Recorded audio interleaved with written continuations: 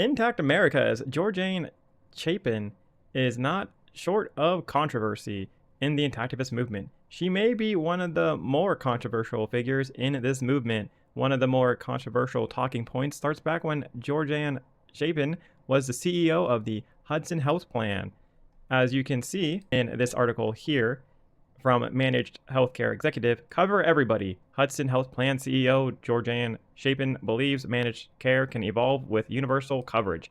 This was back in 2006, talking about obviously what the title says. You can even double check this on Bloomberg. Bloomberg says that Georgianne Chapin is the president/CEO of the Hudson Health Plan Incorporate. Now, Hudson Health Plan got merged with the MVP Healthcare. As it says right here, MVP Healthcare adds Hudson Health Plan to company. This was 12 years ago. It says, Georgianne, president and CEO of Hudson, added, "We are looking forward to joining MVP, an outstanding organization, and believe this combination will create many new opportunities for our customers, employees, and communities. We will now become part of an organization with the critical mass necessary to thrive and grow in the rapidly evolving healthcare field." So hopefully that kind of explains that the Hudson Health Plan that Georgianne was a part of is dealing with healthcare. All right, so I tried looking up MVP Healthcare. I can't find any staff. I don't know if Georgianne Chapin is still with these guys at all. I don't think so, but I can't find it or prove it. What's so controversial about Georgianne Chapin being the CEO of the Hudson Health Plan? Well, if you listen to her audiobook, or her book, if you decide to buy it, The Penis Business, you'll see what it says. It's a source of constant mortification to me that Hudson Health Plan was obligated to pay for circumcision because it was a covered benefit under New York's Medicaid program. To mitigate this absurdity, we sent out regular communications to our pregnant members and in our newsletters, clearly stating that circumcision is not a necessary medical procedure, that it is painful and carries short and long-term risks, and that it permanently alters a boy's genitals. I never felt that was enough. All right, so as you see there, that was The Penis Business by Georgianne Chapin, and you can hear that the Hudson Health Plan had to go and cover circumcisions, which Georgianne was leading. Now, I have a question for my audience here. Do you think it matters that Georgianne's company covered circumcisions if the state forced her by law to pay for it? I'm very curious what you guys think, because if you go and read 55 questions for Georgianne Chapin, the director of Intact America, written by James Lowen, let's go through them real quick. Is it true that the Hudson Health Plan, the medical organization you were the CEO of, paid for circumcisions as part of their health insurance plan? If so, how many? I think we know the first part of that question is now answered for us. Georgianne answered that through the book. And then number 2 says, is it true that you were CEO of the Hudson Health Plan until 2014 and director of Intact America since it was founded in 2008, meaning that you were running both the largest intactivism organization and a circumcising medical organization at the same time? Huh? Now, obviously, that's probably a conflict of interest for most of you guys. Like, how can you do both things? I'm very interested in what you guys have to say about this, because on the face of it, it does seem pretty hypocritical and pretty crazy if you think about it. The largest intactivist organization is also ran by somebody who has been covering circumcisions. Kind of ironic, bare minimum. But I'm curious what you guys have to say about that. And then again, this is where James Lowen seems vindictive when he says, when Intact America ran a campaign telling doctors to put down the knife, did you disclose to donors that you were also the CEO of a medical organization that was paying doctors to pick up the knife? Now, once again, Georgianne was saying, oh, well, we were forced to pay these doctors. We were having to go and, cover these circumcisions, but we tried our hardest to go ahead and give information about, oh, you don't want to circumcise your kids, yada, yada, yada. Now, I'm curious what you guys believe here. Do you guys believe that for the book, Georgianne Chapin was just trying to downplay her involvement with circumcisions? Or do you think that it is as bad as the hypocritical nature as these questions kind of make her out to be. I'm very curious on your thoughts. Please let me know. Now, if this was only the only Hudson company that is intertwined with Intact America, that is definitely not true. Georgianne Chapin also has another company, the Hudson Center for Health Equality and Quality.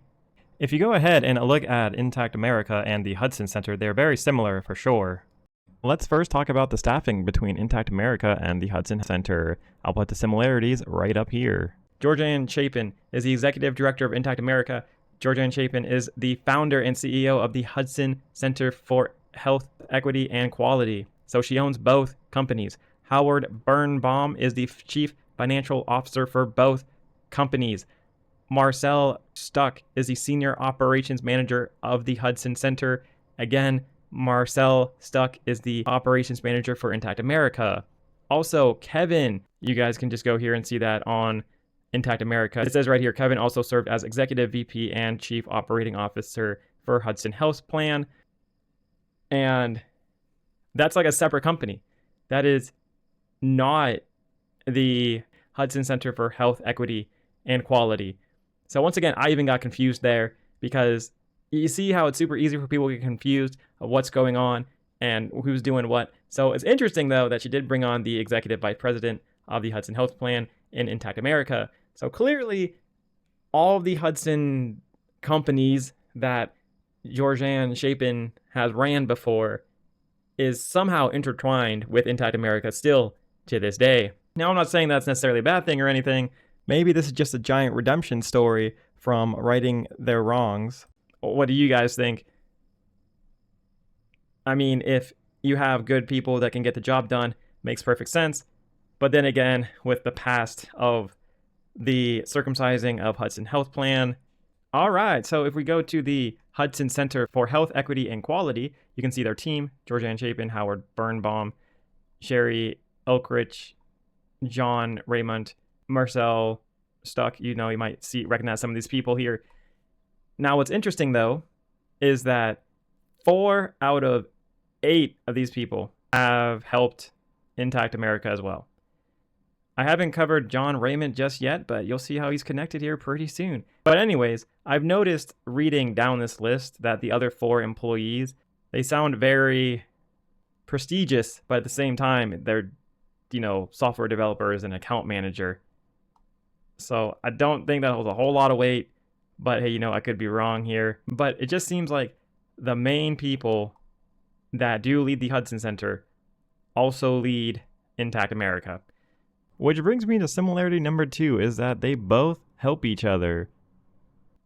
Now, with John Raymond, you can definitely hear Georgianne thanking John and the Hudson Center for actually helping her with the Do No Harm .report project. I'll play that really quickly for you guys.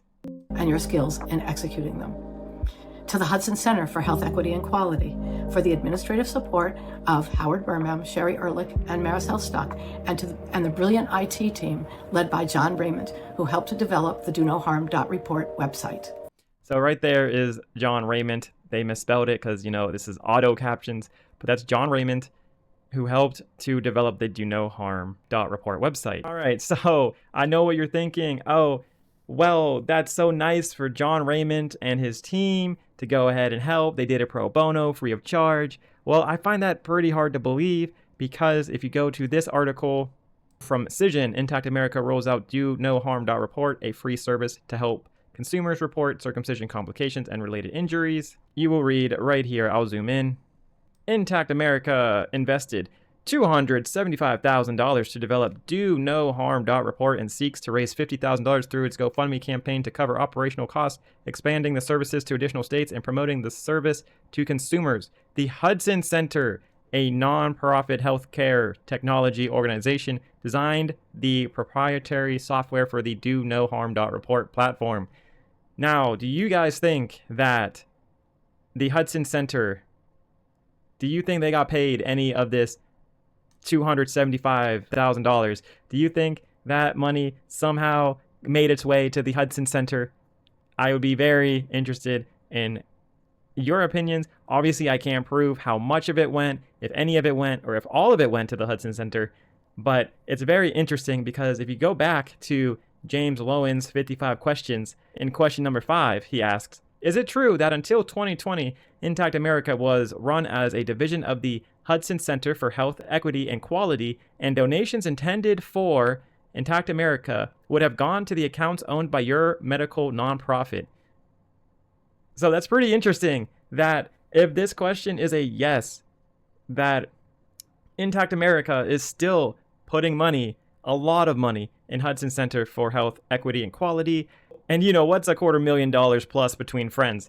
So Intact America is still pretty cool with the Hudson Center for Health, Equity, and Quality.